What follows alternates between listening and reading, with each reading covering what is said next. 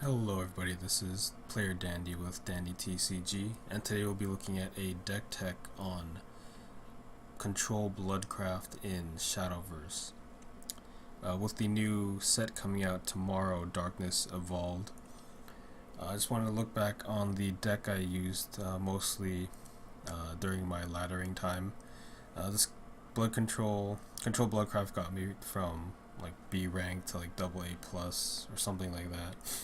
Before I stopped playing, and just want to look at just want to take a look before the meta changes and see how this deck got me a lot of fun, gave me a lot of fun, and helped me learn a lot about the Shadowverse as a game and just digital card games and how they work in general. For those unfamiliar, Shadowverse is Cygames' newest game and their take on the digital card game genre. And if you're a fan of Hearthstone or games like that, or if you're a fan of side games and stuff like Grand Blue Fantasy or Rage of Bahamut, I urge you to try this game out. It's pretty fun. Or if you just like anime aesthetics and stuff like that also. Let's see. So this deck, it's a control deck, so you basically have to set up and survive into the late game for you to pay off, and your win condition is in stuff from Temptress Vampire or dumping all your mana into a spike turn with Demonic Storm or Razor Claws or stuff like that, just with the Alucard to go in with Storm, and that's basically the win condition. I'll go into how you set that up in a second. So, some pros and cons of this deck. Also, I'll explain that after and stuff going forward. So, let's take a look at the deck. 2 copies of Ambling Wraith, a 1 mana 1/2, and deal 1 damage to both leaders. Normally, this would be quote unquote the drawback, but since it has overstated in a way. But 1 damage plays into Bloodcraft's class ability and Vengeance, where you need to hit 10 life. If you're at 10 life or less, all these cool abilities activate on your cards. And also deals 1 damage to your opponent, which brings them 1 less life towards death. 1 more life, rather. Next up, we run 3 Blood Wolves, 2 mana 2/1, has Storm, and come into play, aka Fanfare. Deal 2 damage to your leader. So again, you lose life, but plays into your Bloodcraft's Vengeance strategy. And as a 2/1, it's an immediate answer to early threats or threats in the mid game. Helps you spike down your opponent if they have their guard down with no wards. Gets rid of early game wards too, like Ding Dong, Bellringer, Angel. Next up, we run a single copy of Blood Pact, 2 mana, deal 2 damage to your leader, and draw 2 cards. Simple draw effect, again playing into the Vengeance strategy. A lot of times though, I didn't really want to see this card, especially drawing into it late game. It's kind of a dead draw when you're at sometimes extra low life, or just really doesn't net you anything because you need the mana to make a play that turn. Sometimes you draw into it with Dire Bond, you don't really want to see that, so I like playing this on dead turns where you're not quite at that mana yet to play your key spells, so I like it there. That's why I guess there's a single copy. Don't really want to see it too often, but definitely something nice to have when you're top decking. Next up, we run 3 Razor Claws, a 2 mana, deal 2 damage to your leader, and 3 damage to an enemy follower. So this could be used as removal. You could go to the face with it. So all these kind of things you play around with the simple burn spell. Bring it down to Vengeance. A lot of good things with this card. We run the 3 of. It could also be used to spike your opponent down in the game. Next up, we run 3 Summon Bloodkin. It's a 2 mana, summons 2 Forest Bats. Forest Bats are 1 mana, 1/1. Like tokens, I guess you could say. So with this card, it creates it's a 1 card, but it basically splits into 2, and that's important because sometimes your opponent may need 2 cards to deal with it, so you're effectively 2-for-1ing them or something like that. It creates Forest Bats, which has a lot of synergy with a couple other cards in this deck. So run a 3 of.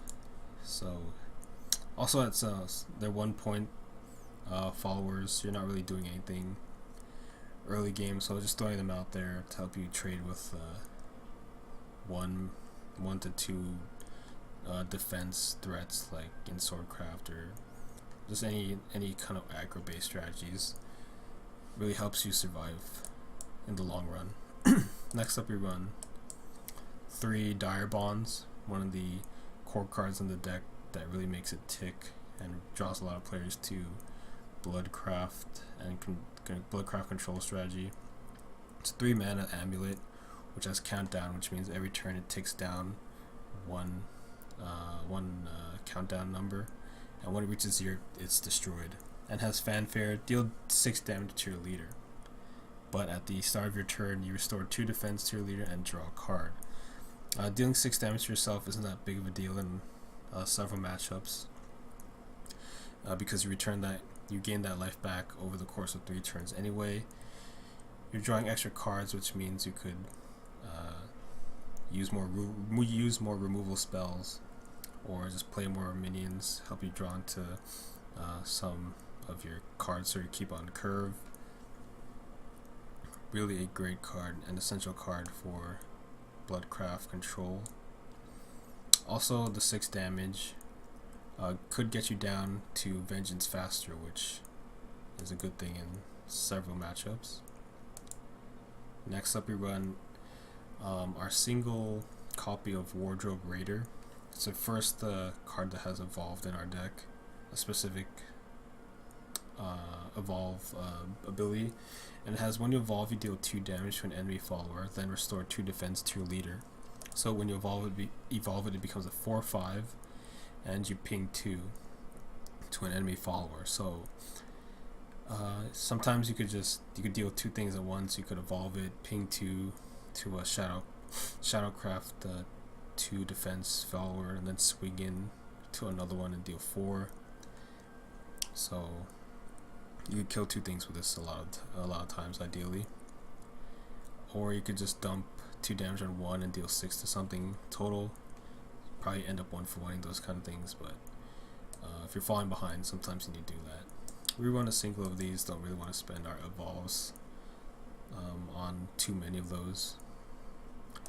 Next up, we run 3 Righteous Devil, another staple to the control Bloodcraft. It's a 4 mana 2/5, has fanfare, gain Bane and Drain if Vengeance is active for you. So if you're at 10 or less life, you gain Bane, which basically is Death Touch. Kills anything that attacks. It has to attack it. Also, it has Drain, which whatever damage it deals, you gain that much life back. So sometimes just gain 2 if you don't want to evolve, but if it becomes evolved, it becomes a 4/7, which is pretty sturdy, and you'll be gaining 4 life off of that while popping some threats. So sometimes you kill like a huge thing like Genesis Dragon, or you can kill multiple threats. If this becomes unanswered, you're gonna start eating up their cards, and while also gaining 4 life every time you swing in. So this easily can clinch you the game or shut the door on your opponent's win condition if you start getting too much life. So that's why it's one of the key cards in Bloodcraft, and something you want to spend your evolutions on.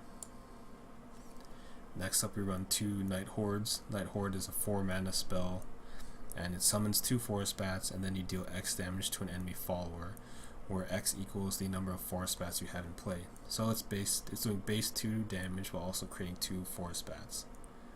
This works well with the card I showed earlier, Summon Bloodkin, because if you play this earlier, like on turn 2, or if you play it on turn 2, you place Bloodkin, then you play Dire Bond, then you draw into a Night Horde.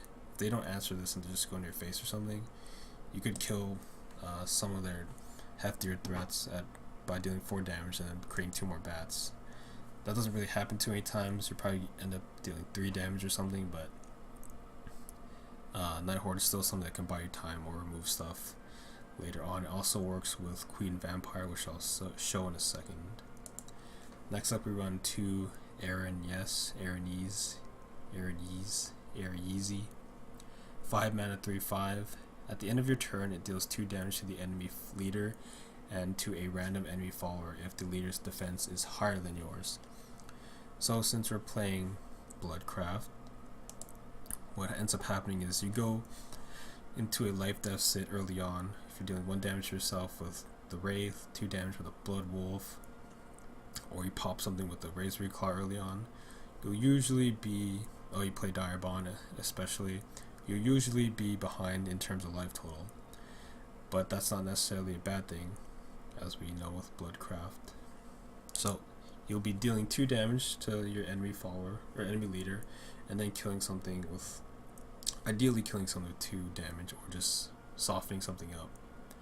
If you evolve Aaron, deal 5 damage to something big, then kill the lesser threats with it. So it's a value card right off the bat. And also if it goes unanswered, then starts picking up your opponent's board, but usually it's like a removal magnet. Next up, we run 3 Diabolic Trains, the 5 mana spell that deals 4 damage to an enemy leader, and then you restore 2 defense to your leader. And if Vengeance is active for you, this costs 4 less, so it's a 1 mana removal spell, effectively, that heals. So sometimes you go pretty low early on, and you go down to 8 life or something, 10 life. You could drain, and then go back to a decent life total, while also only using up 1 mana to deal with something or damage something that can be removed later with a follower or something. In the late game, if you have just extra mana lying around, you can just play off some of these if you're in Vengeance, and then go up to 10 or something, and then follow up with a Alucard to bring you up to a good life total. Moving on to 6 drops and a key card in this deck, we run 3 Queen Vampires, a 6 mana 4/4 that has Fanfare, summon 2 Forest Bats, and give Forest Bats Ward. So 6 mana 4/4, body wise, not that great, but it creates 2 Forest Bats and gives them Ward. So immediately you're gaining, you're spreading out your board, and also getting Ward. Which is important in this control deck to buy you time. Now this also combos well with Night Horde, where you play Queen Vampire the turn before, and then you could Night Horde for a decent amount. If you have leftover Bloodkins, which is a more common situation, you have a full field of warded bats and a 4 mana or 4 power threat hiding behind them that can poke around. Or you could evolve it, you have a 6 power threat that can poke around. You run 3 of them in this deck because you really want to draw into this by turn 6, especially with a lot of aggro and mid-range decks running around. You just want to survive past turn 6 and stabilize into the late game. Next up, we run a single Demonic Storm, which is a 6 mana spell that deals 3 damage to all allies and enemies. So this is the answer to stuff like Orihime minions, or a bunch of weenie threats in Swordcraft and other strategies that just flood the board. Alternatively, it's a win condition, because sometimes you just bring them down to 3 life and you just willy-nilly Demonic Storm and kill them. This combos well with, like, if you've been holding Razor Claws that you've been drawing off Dire Bonds, or you have some Blood Wolves lying around, you can really spike your opponent out of nowhere after tacking on all this early damage with, say, Wraiths or Blood Wolves and Errands, stuff like that. Just like random damage you deal, then you just happen to bring them down like enough life to deal 3 perfect damage to win the game. Next up, we run 3 Alucards, 7 mana 4/4. Not that impressive stat wise, but has Storm, so it can attack the turn it comes into play. And additionally, if you're in Vengeance, you gain 4 defense. You gain 4 life back. So come to play, you gain 4 life. What you can do with this is play some of your Vengeance abilities, like maybe use a Diabolic Drain, and follow it up with a Alucard that brings you up to, like, say you're at 8, the Drain will bring you to 10, then Alucard will come down, bring you back up to 14. So a pretty decent life total.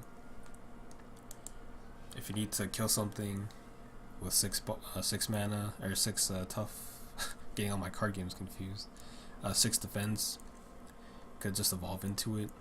Or if you just need to kill them, spike them down, 6 damage out of nowhere, really hurts a lot.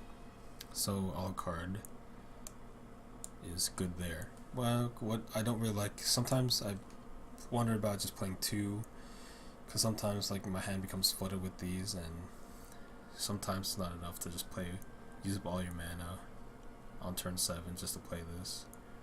But I think 3 is the right call. I mean, I can't really do anything about it now. This format's changing, but we'll see after Darkness Evolved comes out. Next up, another card I've been thinking about but just have kept in is 1 copy of Lucifer, which has 8 mana for a 6/7, and at the end of your turn you restore 4 defense to your leader. And if you evolve it, at the end of your turn you instead deal 4 damage to the enemy leader.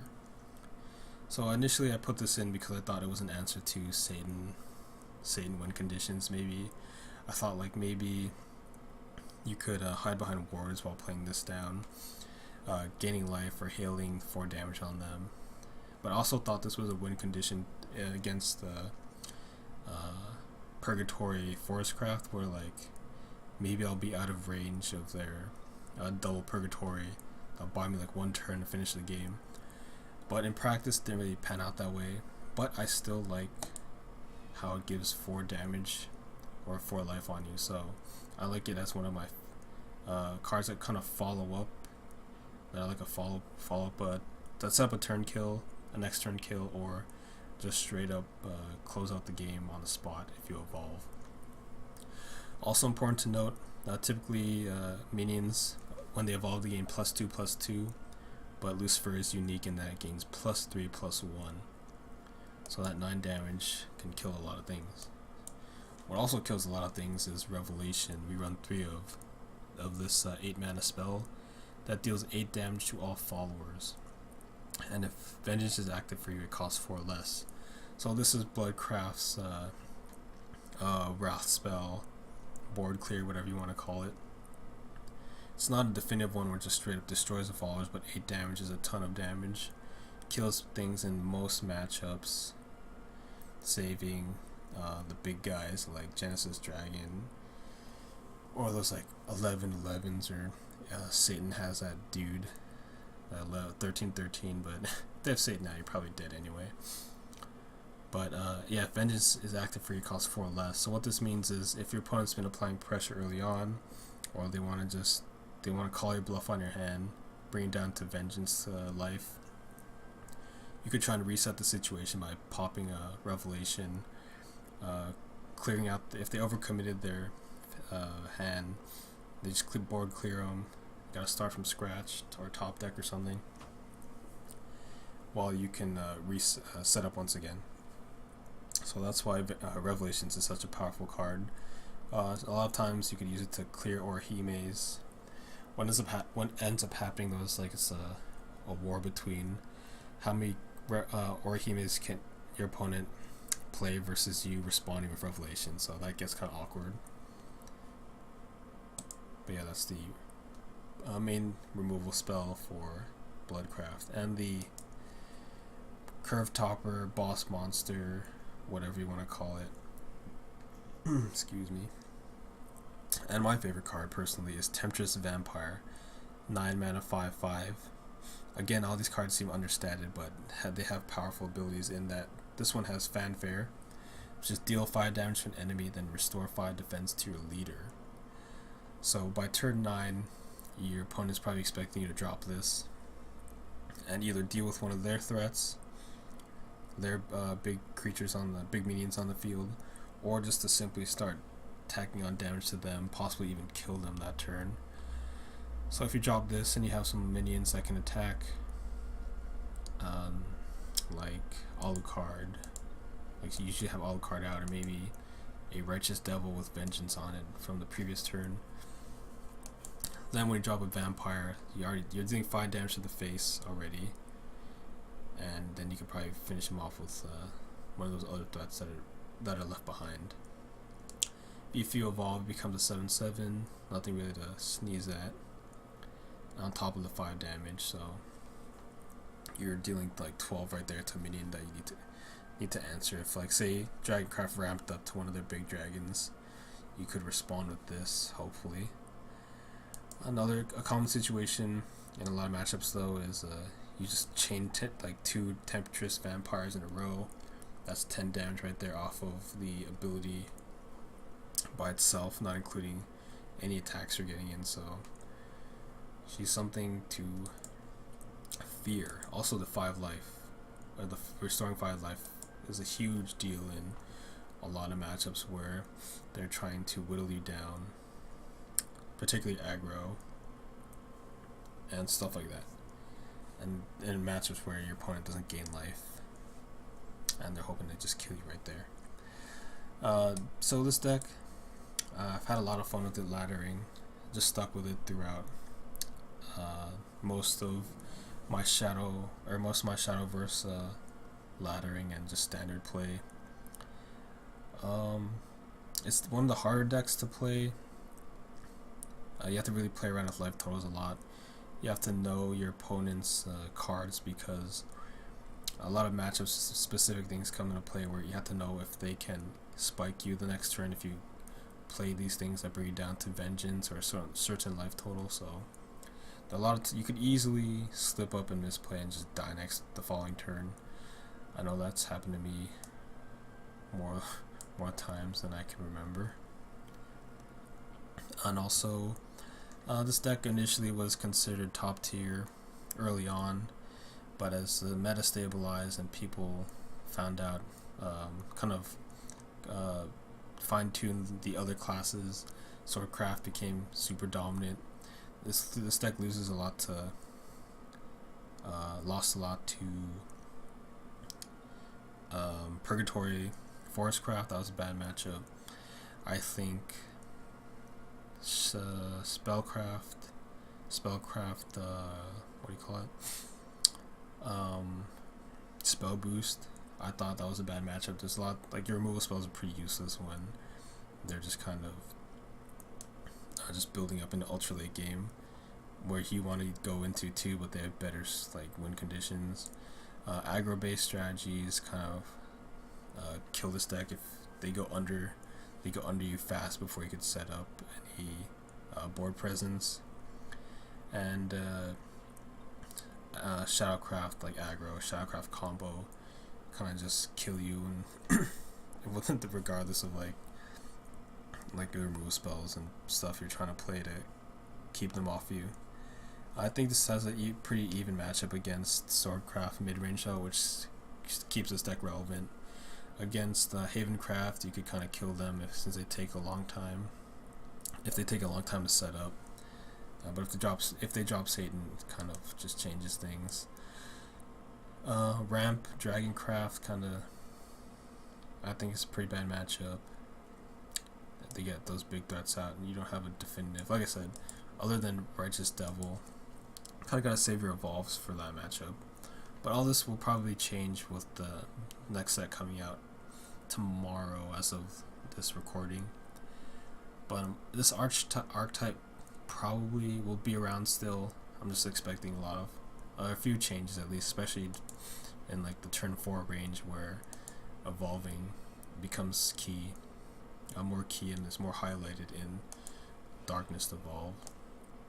I haven't really looked into the new cards, but except maybe Vania, she seems more she could be her own deck in the Forest Bats deck, which is already its own archetype, but it's kind of more of a fun one. That one may become way better, we'll see. But yeah, I just wanted to make this deck before the format changes. If any of you are watching want to share your favorite decks or your favorite deck from the standard format pre Darkness Evolves, let me know in the comments what your build was for this deck, if you have any changes you would have made or what you played as Control Bloodcraft. I know one card I used to use a lot was what's his name? 5 mana, 4 mana, 5 mana. Yeah. Okay. I used to use Goblin Mount Demon a lot. It's a 5 mana 3/7, has Ward and Fanfare, deal 3 damage to all other allied followers. So it's got a big booty on it, 7 defense up to 9. Could buy you a couple turns, maybe make those aggro strats where they have 3 power less, kind of afraid to just like trade into it. I ended up cutting it though for a third Queen Vampire. I just thought Queen Vampire was more resilient, because sometimes while Goblin Mount Demon is good against a lot of minion based strategies in control matchups, it just kind of doesn't really do anything against other high defense minions, and also just gets straight up killed by straight up removal spells that just simply destroy or exile them. So yeah, that's it for this deck profile. Again, let me know in the comments what your favorite deck was from this format, or if you what differences you had in your Bloodcraft control deck, and if it will be relevant in the next set or not. So this has been Playerdandy, and I'll see you guys next time. Bye bye.